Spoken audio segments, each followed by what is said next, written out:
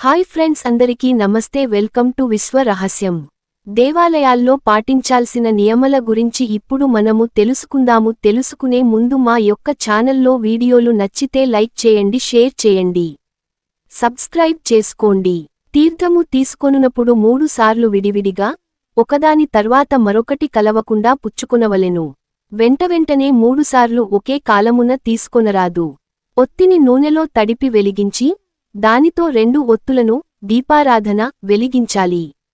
ఉదయం పూట తూర్పు దిశగా 2 ఒత్తులు ఉండేటట్లు దీపము యొక్క ముఖం ఉండాలి. సాయంత్రము పూట ఒక ఒత్తి తూర్పుగా, రెండవది పడమటగా ఉండాలి. శివునికి అభిషేకం, సూర్యునికి నమస్కారం, విష్ణువుకి అలంకారం, వినాయకునికి తర్పణం, అమ్మవారికి కుంకుమ పూజ ఇష్టం. ఇవి చేస్తే మంచి జరుగుతుంది. దైవప్రసాదాన్ని తినాలి కాని పారవేయరాదు. దీపమును నోటితో ఆర్పరాదు. ఒక దీపం వెలుగుచుండగా రెండవ దీపాన్ని మొదటి దీపంతో వెలిగించరాదు. దీపం వెలిగించగానే బయటకు వెళ్లరాదు. దేవుని పూజకు ఉపయోగించు ఆసనం వేరొక పనికి వాడరాదు. దేవాలయానికి వెళ్ళినప్పుడు విగ్రహానికి ఎదురుగా నిలబడి నమస్కారం, స్తోత్రములు చదవకూడదు. ప్రక్కగా నిలబడి చేతులు జోడించి నమస్కరించచి వేడుకోవాలి. పురుషులు దేవునికి సాష్టాంగానమస్కారం చేయవచ్చు. స్త్రీలు చేయరాదు. వారు మోకాళ్లపై వంగి నుదురును నేలకు ఆనించి నమస్కారం చెయ్యాలి. యుద్ధమునకై శంఖమును పూరించుచున్న కృష్ణుడు మరియు ఒక్కడే నిలబడి వేణువు ఊదుతున్న కృష్ణుడు ఫోటో గాని, విగ్రహం గాని ఇంటిలో ఉండరాదు. మరియు ధ్యానం చేయుచున్న ఈశ్వరుడు, హనుమంతుడు ఫోటోలు ఉండరాదు. లక్ష్మీదేవి కూర్చుని ఉన్న ఫోటోగాని, విగ్రహంగాని ఉండాలి. నిలబడి ఉన్నది వాడరాదు. శివలింగానికి, నందీశ్వరునికి మధ్యలో మనుష్యులు నడవరాదు. ఉదయం, సాయంకాలం 2 సార్లు దీపం పెట్టడం అలవాటు చేసుకోండి. తులసి దళములను పూజ చేయునప్పుడు దళములుగానే వేయాలి. ఆకులుగా త్రుంచిన దోషము, మరు జన్మలో భార్యా వియోగము కలుగును. ఏ పుష్పములు అయినా త్రుంచి, ఆకులతో పూజించిన భార్యాభర్తలకు వియోగము సంభవించును.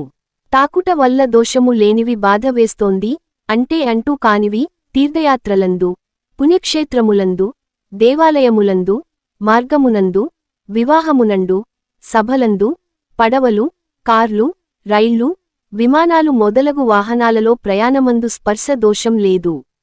ఆదివారం సూర్యుని ఆలయం, సోమవారం శివుడు గౌరిమాత ఆలయం, మంగళవారం ఆంజనేయస్వామి, సుబ్రహ్మణ్యస్వామి ఆలయాలు, సబుధవారం వినాయకుడు మరియు అయ్యప్పస్వామి ఆలయాలు, గురువారం సాయిబాబా, దత్తాత్రేయ, వెంకయ్యస్వామి మొదలగు గురువుల ఆలయాలు, శుక్రవారం అమ్మవారి ఆలయాలు, శనివారం వెంకటేశ్వరస్వామి ఆలయాలు మరియు గ్రామదేవతల ఆలయాలు వారి వారి సంప్రదాయసిద్ధంగా దర్శించుట మంచిది. ఏ దేవాలయానికి వెళ్లినా మొదట ధ్వజ స్తంభాన్ని దర్శించాలి. శివాలయమునకు వెళ్ళినప్పుడు మొదట నవగ్రహాలను దర్శించి, ప్రదక్షిణాలు చేసి, కాళ్లు కడుగుకొని తరువాత శివ దర్శనం చేసుకోవాలి. అదే విష్ణు ఆలయాలు, రాముడు, కృష్ణుడు, వెంకటేశ్వరస్వామి దర్శించినప్పుడు మొదట విష్ణుమూర్తిని దర్శించి తరువాత మిగతావారిని దర్శించాలి. మొదట పాదములను చూసి, తరువాత ఆపాదమస్తకము దర్శించాలి.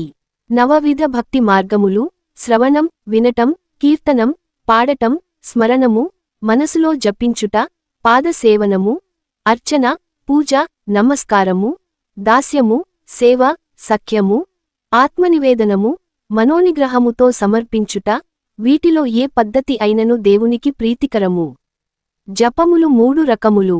అవి: వాచక జపము, అందరికి వినపడేలా బిగ్గరగా చేసేది. ఉపంసు జపం, ఎవరికి వినపడకుండా పెదాలను కదుపుతూ చేసేది.